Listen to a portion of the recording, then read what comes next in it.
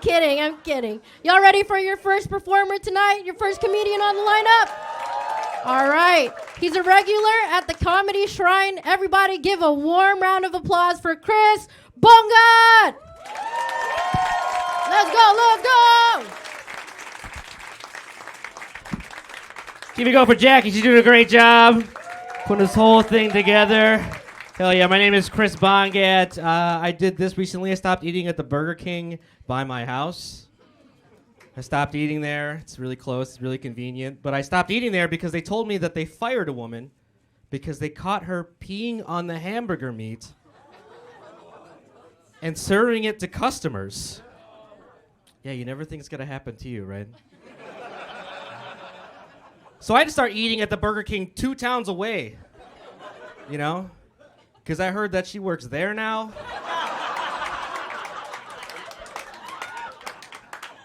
It's hard to meet people, that's what I'm saying. It's hard to meet people. I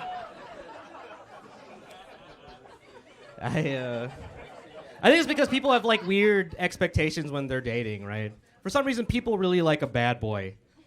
And I am the opposite of a bad boy. Last week, I saw a spider so big, I was late for work.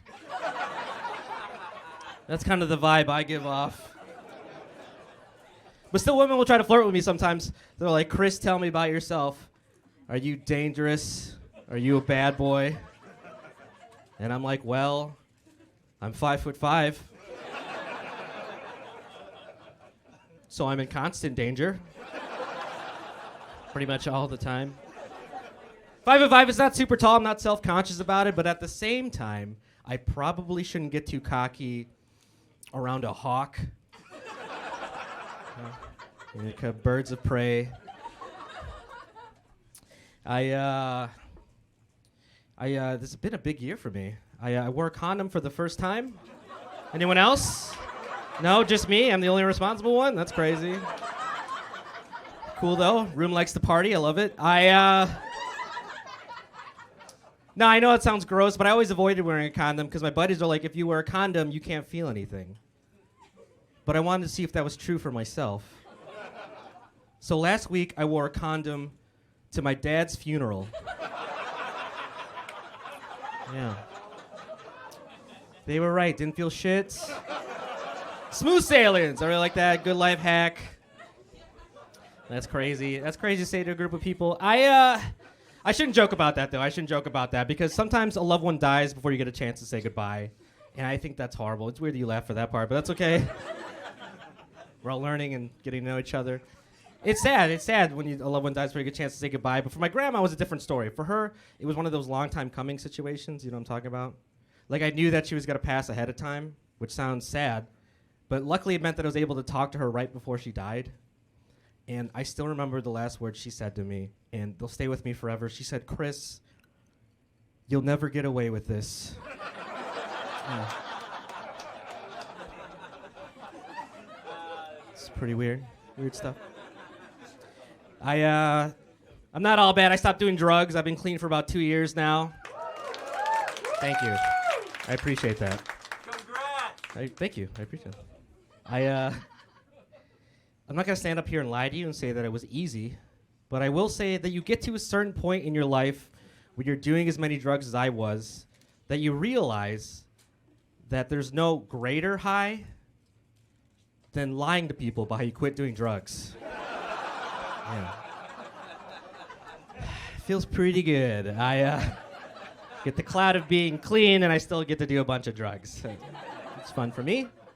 I was watching this documentary about this guy who injects himself with rattlesnake venom just a little bit every day because he believes that he'll develop an immunity to rattlesnakes. Yeah. At first I was like, you're gonna die. For sure.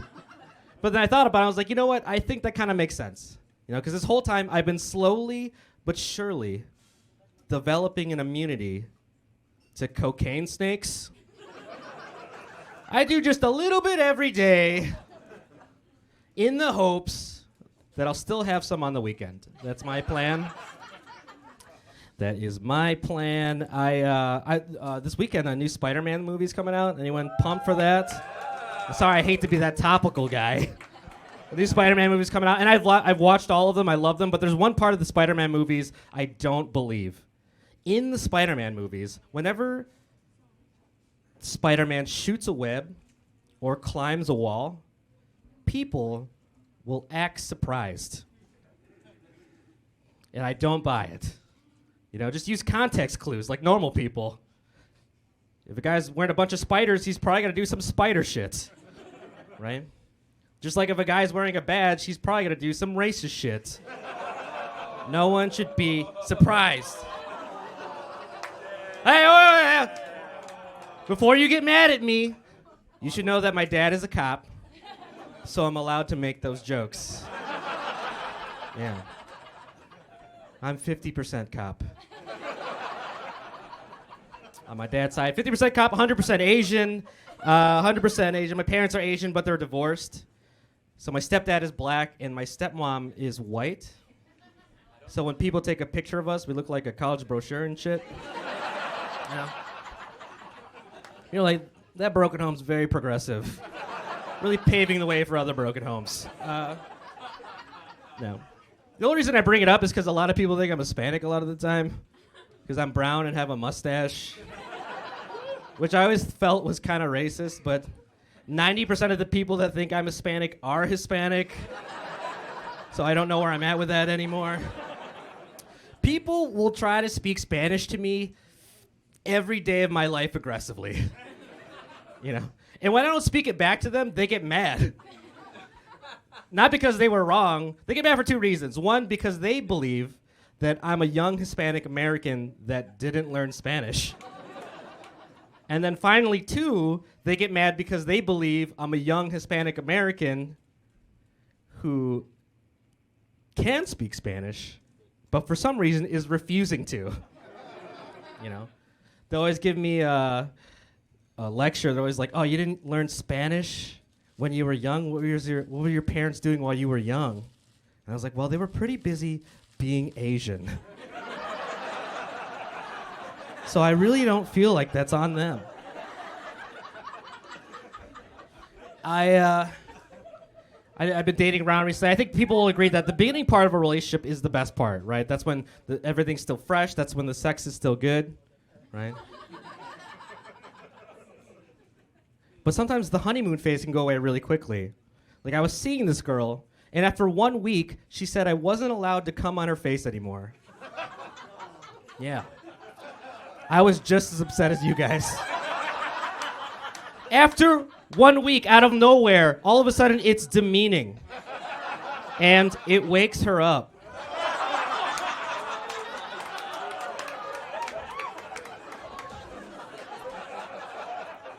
I'll leave with this. I had a one-night stand with a woman who was on her period because I'm a grown-ass man. Yeah. And she tricked me. She tricked me super hard. I didn't even know she was on her period till 2 days after the one-night stand. Here's what happened. I was doing laundry, and I lifted up my pillow, and underneath my pillow was a used tampon. Yeah, you guys think you have weird dreams? Yeah. I guess she took it out so I wouldn't notice, and then forgot to take it the next day. So I slept with a used tampon under my head for 2 days. Yeah. Yeah. Or at least I'm just assuming that she meant to take it. Maybe she left it there on purpose. It's some kind of weird lady magic trick, you know? Like, nothing in my vagina, but check behind your ear.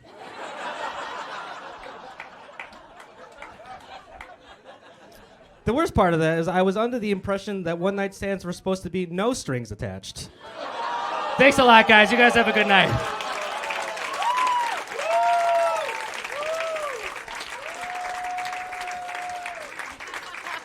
Wow. Chris Bongat, everybody. Wow.